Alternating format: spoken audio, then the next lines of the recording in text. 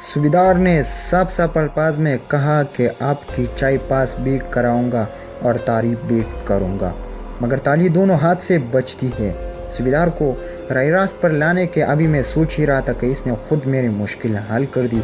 इसने कहा कि इन सीओज और जवानों के लिए रोज़ाना 4000 कप चाय बनती है, इसलिए आपको अंदाज़ा होना चाहिए कि हम रोज़ाना कितनी चाय इस्तेमाल करेंगे। चाय की मंजूरी के बाकी मराहिल आप खुद तय करेंगे। जिस दिन से आपकी चाय मेरी मेज़ पर बननी शुरू होगी, इस दिन से लेकर हर माह 5000 रुपया मैं आपसे लूँगा। मैंने मंजूर कर लिया और पेशगी 2000 रुपये भी इसे दे दिए। थोड़ी देर बाद हम इसके घर से लौट आए। श्याम ने मुझे रात 8 बजे शराब खाने मिलने का कहा। अब 8 बजने में टाइम ही कितना रह गया था। मैंने होटल जाने की बजाय सीधा शराब खाने का रुख किया। श्याम ने जिस तरह मुझे पैसे लुटाते हुए देखा तो इसने मुझे एक मोटी मछली समझ लिया और इसने कोशिश की कि कोई भी मरहला इसकी मौजूदगी के बगैर पूरा न हो। 8 बजे वो 2 फौजियों के हमरा आया। इसने बताया कि ये कैंप कमांडेंट के दफ्तर में काम करते हैं। वही श्याम।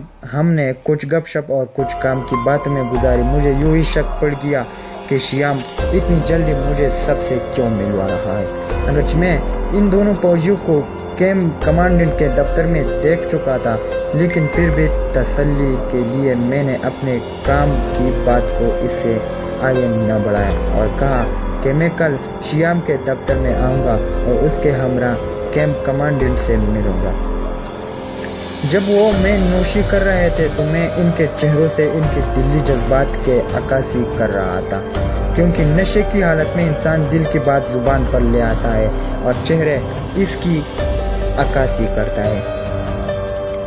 मैंने महसूस किया कि श्याम और दूसरा फौजी बात बात पर हंस रहे हैं और तीसरा फौजी गहरी सोच में खो जाता है।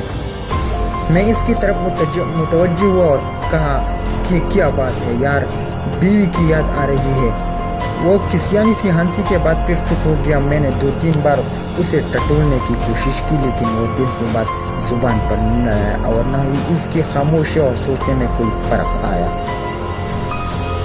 शराबखाने में कोई टॉयलेट वगैरह नहीं था, इसलिए मैंने छोटी उंगली का इशारा करके अपनी हाजत का इजहार किया। श्याम ने कहा कि बाहर सड़क की दूसरी जानिब में इस खामोश जवान का हाथ थामा और उसे साथ चलने का कहा। वो मेरे साथ बाहर आ गया। सड़क की दूसरी जानिब फारिग होकर मैंने कहा कि ऐसे माहौल में जहां इंसान सब गमों से दूर हो जाता है, तुम क्यों उदास बैठे हो? परेशानियां मेरी भी है, मगर परेशानी का कोई ना कोई हल भी होता है। अगर तुम चाहो तो मैं तुम्हारी हर मुमकिन मदद करने के लिए तैयार हूँ, और अगर चल सकते हो तो वापस ही मेरे साथ मेरे होटल चलो। वहाँ बैठकर जो भी परेशानी हो बता देना। वो कुछ देर सोचता रहा और बोला, साहिब आप पहली बार मुझसे मिले हो और मेरी परेशानी का अंदाज़ा लगा लिया। यह मेरे साथ वाले हैं कि मुझे आज तक किसी भी बात या परेशानी का नहीं पूछा। आप में मुझे एक हमदर्द इंसान दिखाई देता है। वापसी पर मैं आपके साथ चलूँगा। शराबखाने से मैं आधे घंटे बाद उठाऊँगा और फिर सिविलियन लिबास में आपके होटल के बाहर पहुँच जाऊँगा। आप भी मेरे आने के बाद जल्दी आने की कोशिश कीजिएगा। मैंने उसे दिलासा दिया और हम वापस आ गए। मैंने उसे गिलास में ज़्यादा शराब डाली ताकि वो ज़्यादा नशे में आ जाए। कुछ देर बाद उसने सर दर्द की शिकायत की और उठकर बाहर चला गया। हमारे टेबल पर महफिल इस वक्त शबाब पर थी, इसलिए दूसरों ने इसके जाने का ख़ास नोटिस न लिया। तकरीबन 11:30 बजे हमारी महफिल बर्खास्त हुई। मुझे यकीन था मेरी तरह श्याम और इसका साथी भी मुस्तकबिल के सुनहरे ख्वाब में डूबे हुए थे। यहाँ पर एक बात अर्ज करता चलूँ कि सिवाय बंगाल और मद्रास के दूर दराज देहातों के जहाँ मुकामी ज़ुबान बोली जाती है, सारे भारत और फौज में जो ज़ुबान बोली जाती है वो ऐसी उर्दू है जिसमें संस्कृत के 30 या 40 अल्फाज शामिल किए गए हैं। टट्टा और करक में संस्कृत ज़ुबान सिर्फ सियासी जल्सों में बोली जाती है। सारे भारत की ज़ुबान वही है जो फिल्मों और गानों में इस्तेमाल होती है। ये 30-40 संस्कृती अल्फाज याद करके इनको मुनासिब जगह इस्तेमाल करके आप हिंदी ज़ुबान के माहिर बन सकते हैं। दौरान ट्रेनिंग मुझे 60 से ज़ायद संस्कृत के अल्फाज याद और इनका सही जगह इस्तेमाल करना सिखाया गया था। मैं शराबखाने से निकला रक्शे पर बैठा और होटल के राहली और क्लर्क जिसका नाम अशोक सिन्हा था होटल की लाई में मेरा मुंतजिर था। मैं उसे अपना हमरा लेकर अपने कमरे में आ गया। शराब खाने से हमरा लाई हुई बोतल खुली और इसे एक पैक बना कर दिया। मैंने उसे कहा कि अगर इंसान के काम नहीं आएगा तो क्या ये परिंदे और जानवर काम आएंगे। मैंने कहा कि मैं बिल्कुल अकेला हूँ और अपनी ज़रूरत से ज़्यादा आमदनी है। बम्बई में रहाइश है और कारोबार बढ़ाने के लिए यहाँ आया हूँ। पंजाबी हूँ और ज़ात पात पर यकीन नहीं रखता। इंसान दोस्त हो तुम्हें परेशान देखकर न रह सका और तुम्हें यहाँ बुला लिया। साहब बताओ किस बात ने तुम्हें परेशान कर रखा है। जो कुछ भी मेरे बस में हुआ तुम्हारे लिए करूँगा। शराब के नशे में अशोक सिन्हा जबत के सब बंधन तोड़ बैठा और दाढ़े मार कर रोने लगा। मैं चाहता था कि वो ज़्यादा देर न रोए, क्योंकि दुख में रोने से न सिर्फ सुकून मिल जाता है बल्कि डार्स भी मिलती है।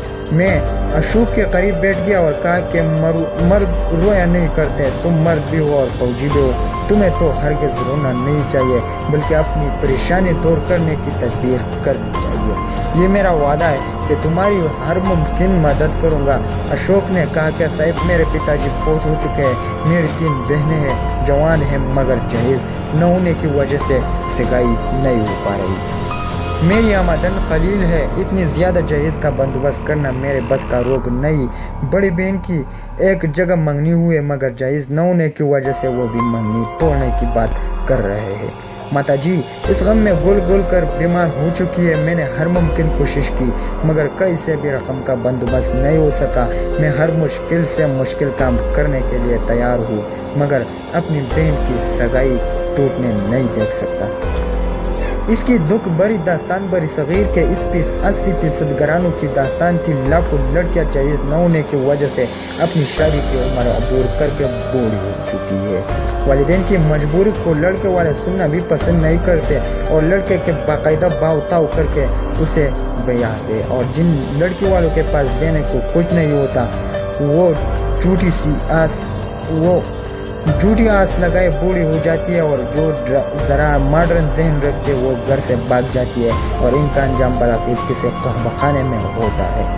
मैंने अशोक से पूछा कि इसे कितनी रकम की ज़रूरत है। उसने कहा कि बड़ी बहन की शादी के लिए अगर उसे 50,000 रुपये मिल जाए तो उस पर से सबकदोश हो सकता है। मैंने उसे कहा कि अगर तुम्हें 25,000 मिल जाए तो तुम सिर्फ एक बहन की जिम्मेदारी से सबकदोश हो सकोगे, बाकी भी तो 2 बहनें हैं उनका क्या होगा। मैंने कहा कि मैं तुम्हारी मदद करने के लिए तैयार हूँ। मुझे भी एक मुखलिस दोस्त की तलाश है और शायद तुम ही ऐसे दोस्त साबित हो सकोगे। बहरहाल तुम फिक्र न करो, मैं तुम्हारी हर मजबूरी में तुम्हारे साथ हूँ। मैंने उसे कहा कि बम्बई में हमने एक क्लब बनाया हुआ है जिसमें सिर्फ गैर शादीशुदा मर्द और औरत ही मेंबर बन सकते हैं। इसमें हम हर तबके के लोगों को मेंबर बनाते हैं और उनके लिए न सिर्फ रिश्ते तलाश करते हैं बल्कि शादी के वक्त भरपूर माविनत भी करते हैं। तुम्हारी बहन की शादी के लिए अपनी तरफ से और क्लब की तरफ से पूरे 50-25,000 का बंदोबस्त कर दूंगा। बल्कि तुम्हारी दूसरी 2 बहनों के लिए भी क्लब की तरफ से मौजूद रिश्ते तलाश करेंगे। मैंने उसे खास तसल्ली दी और फिर अचानक मुझे कुछ याद आ गया और उसे कहा कि बहुत सारे फौजी भी हमारे क्लब के मेंबर हैं। इन मेंबरों में जहाँ तक मुझे याद है टैंक रेजिमेंट्स के जवान और अफसरान भी शामिल है। फिर याददाश्त पर जोर देते हुए मैंने कहा कि मुझे याद है कि टैंक रेजिमेंट्स का एक जवान जिसकी बहन की शादी भी इस वजह से रुकी थी वो हमारे क्लब दिल्ली की शाख का मेंबर बना था। वो पंजाब के किसी इलाके का रहने वाला था। इसकी बहन की शादी भी हमारे क्लब की आनत से हुई थी। क्लब के कवायद व ज़वाबित के मुताबिक इसने क्लब की रकम जो इसने ली थी नहायत माकूला और आसान अक़सात में वापस करनी थी। मैंने माथे पर हाथ मारते हुए कहा कि इसका नाम और रेजिमेंट ज़हन से निकल गई, लेकिन इसका नाम सामने आते मैं फौरन न सिर्फ उसे पहचान लूँगा बल्कि बाकी कर्ज की अदायगी का तकाज़ा भी करूँगा। मैंने उसे कहा कि अगर कर्ज हासिल करने वाले अगर अदायगी बंद कर देंगे तो ये नेक मकसद से बनाया हुआ क्लब के सिस्टम कैसे चलेगा। मैंने दोबारा कहा कि अगर नाम और रेजिमेंट्स की लिस्ट सामने हो तो मैं उस नाम फौरन पहचान लूँगा। अशोक को अपनी मुश्किल हल होती हुई सामने नज़र आ रही थी और उसके लिए इस मेरी खुशनुदी की ज़रूरत थी। उसने कहा कि साहब आपकी बड़ी मेहरबानी कि इस मुश्किल वक्त में आपने मेरा साथ देने का वादा किया। ये है یہ ہے تو خلاف قانون، میرے پکڑ جانے کی صورت میں میرا کورٹ مارشل بھی ہو سکتا ہے، لیکن پھر وہ مکمل فائل جو میرے دفتر کے ایک کلرک کے پاس ہے کسی نہ کسی طرح کل رات میں آپ کے ہوٹل میں لا کر دے دوں گا، اور آپ اس سے اپنے مطلوبہ شخص کو تلاش کر لیجئے گا۔ اگلی صبح دفتر کے ٹائم سے پہلے وہ فائل میں آپ سے واپس لے جاؤں گا، اس کا ذکر بھی کسی سے نہ کیجیے گا۔ تھوڑی دیر بعد میں نے اس سے رخصت کر کے 1000 روپیہ اس کی جیب میں ڈال دیا، اور اس فائل کا حصول میرے لیے کسی جیک پاک سے کم نہیں تھا، اور اشوک کو میں نے اپنے قابو میں کر لیا تھا۔ دوسرے دن میں ایڈوس کے دفتر میں گیا اور ایڈوس سے ملا۔ لیفٹیننٹ گپتا ایڈوس تھا، اور میں پہلے روز بھی اسے مل چکا تھا۔ میں نے ان سے کہا کہ مجھے آئے ہوئے یہاں کافی روز ہو گئے ہیں، اور میرے چائے کی سیمپل ابھی تک آپ کے دفتر میں ہی پڑے ہوئے ہیں۔ میں بمبئی کی رونق زندگی سے آ کر یہاں مقید ہو چکا ہوں، اور بہت بور ہو چکا ہوں۔ اب میرے چائے کے سیمپل متعلقہ افراد تک پہنچائے تاکہ ٹیسٹ کر کے کچھ فیصلہ ہو سکے۔ ایڈوس سے میری ساری گفتگو انگلش میں ہوتی تھی۔ وہ میری شخصیت نپتلی انگلش سے متاثر ہوا، یا اس کے پیچھے بھی نوٹوں کی کشش تھی۔ اس نے میرے سامنے اپنے دفتر کے ایک کلرک کو میرے سیمپل لنگر بھجوانے کا آرڈر دے دیا، اور کہا کہ یہ محض ایک رسمی کارروائی ہے کہ سیمپل چیک کرنے کے لنگر میں بھیجے جاتے ہیں۔ میں بغیر لنگر میں بھیجے بھی فیصلہ کر سکتا ہوں، اور جہاں تک تمہاری بوریت کا سوال ہے تو کل شام تک میرے مہمان ہوں گے۔ میں تمہیں اپنے ہمراہ آفیسرز میس میں لے چلوں گا۔ اور پھر میں نے کرنل گپتا کا شکریہ ادا کر کے ان سے اجازت لے کر کلرکوں کے پاس آ کر بیٹھ گیا۔ شیام سے کچھ دیر گپ شپ کی، اور اس نے کہا کہ کرنل گپتا نے آپ کی سیمپل میس میں بھجوانے کا آرڈر دے دیا ہے۔ میں نے کہا کہ میں ان سے مل کر آ رہا ہوں، ابھی کام جلدی کرنا ہے، اس لیے مجھے کیمپ کمانڈنٹ کے پاس لے چل۔ وہاں جانے کا عذر میں نے یہ پیش کیا کہ چونکہ میرے سیمپل لنگر میں جا رہے ہیں، اور شاید آج یا کل وہاں استعمال ہو، لنگر میں کسی بھی قسم کے کمپلین وہ ڈائریکٹ لنگر میں نہیں کر سکتے، بلکہ اپنے سینئر کے ذریعے کیمپ کمانڈنٹ سے کرتے ہیں، اور کیمپ کمانڈنٹ کا عملہ اس کی چھان بین کرتا ہے، اور یہ فوجی ڈسپلن کا لازمی جز ہے۔ تھوڑی دیر بعد شیام مجھے لے کر کیمپ کمانڈنٹ کے دفتر چلا گیا۔ میں اشوک سے ملنا چاہتا تھا۔ اشوک نے مجھے دیکھا تو اس کے چہرے پر مکمل اطمینان تھا۔ اس نے آنکھوں میں مجھے جتا دیا کہ کام ہو گیا۔ وہاں رسمی بات چیت ہوئی۔ شیام نے ایک دوسرے کلرک کو کہا کہ ان کے چائے کے سیمپل آج لنگر بھجوائے جا رہے ہیں، اگر کوئی شکایت ہو تو مجھے بتا دینا۔ یہ دوسرا کلرک وہی تھا جو شیام کے ساتھ گزشتہ رات ان کے ہمراہ آیا تھا۔ وہاں سے جب ہم واپس لوٹنے لگے تو اچانک کیمپ کمانڈنٹ سے سامنا ہو گیا۔ شیام نے اسے سلوٹ کیا، اور اس نے میری طرف سوالیہ نظروں سے دیکھا۔ میں نے آگے بڑھ کر اپنا تعارف کروایا اور اپنی احمد نگر آنے کی وجہ بتلائی، اور کہا کہ آج میرے چائے کے سیمپلز میز پر بھیجے جائیں گے۔ ہم دونوں انگریزی میں بات کر رہے تھے۔ کالروں پر سرخ پٹی لگائے ہوئے اکڑا ہوا کرنل کو میرا ایک کلرک کے ساتھ اس طرح گھومنا اچھا نہیں لگا۔ اس نے کہا کہ اب اگر مجھ سے ملنے آئے تو پھر سیدھے میرے دفتر آ جاتے۔ میں نے شیام کو اشارہ کیا اور اس کرنل کے پیچھے اس کے دفتر کی طرف چل پڑا۔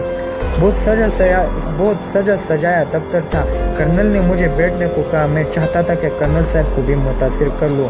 انیشیلز کے ساتھ اس کا نام ملہوترا تھا۔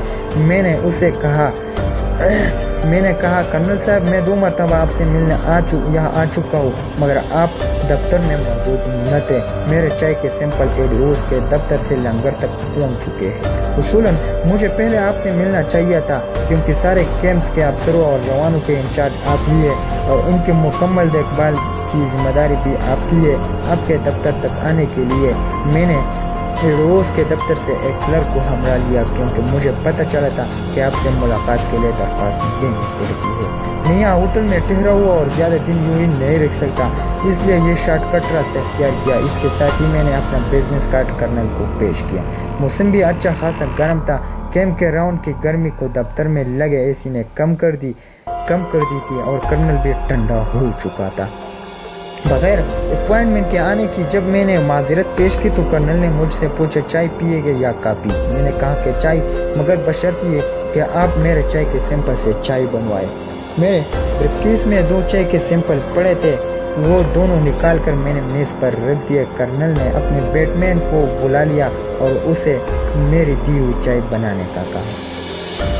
थोड़ी देर बाद में चाय बनकर आ गई। कर्नल ने चाय का घूंट लिया तो पूछा कि इसका दाम कितने है। मैंने कीमत बता दी। चाय का कप ख़त्म करते ही इसने इंटरकॉम पर मेस इंचार्ज को फ़ोन किया और कहा कि आज जो नई चाय के सैंपल आए हैं और मैंने पी है, मुझे बहुत पसंद आई है। मैंने इसका शुक्रिया अदा किया। चंद लम्हे इधर उधर की बातें करने के बाद मैंने इजाज़त चाहिए और कहा कि सर, कल मैं कर्नल गुप्ता के हमरा ऑफिस मेस में आ रहा हूँ। मैं थे वहाँ, आपसे भी मुलाकात होगी। मल्होत्रा ने सर हिलाया और मुस्कुराकर कहा, young man, you look like an officer, so try to remain among officer.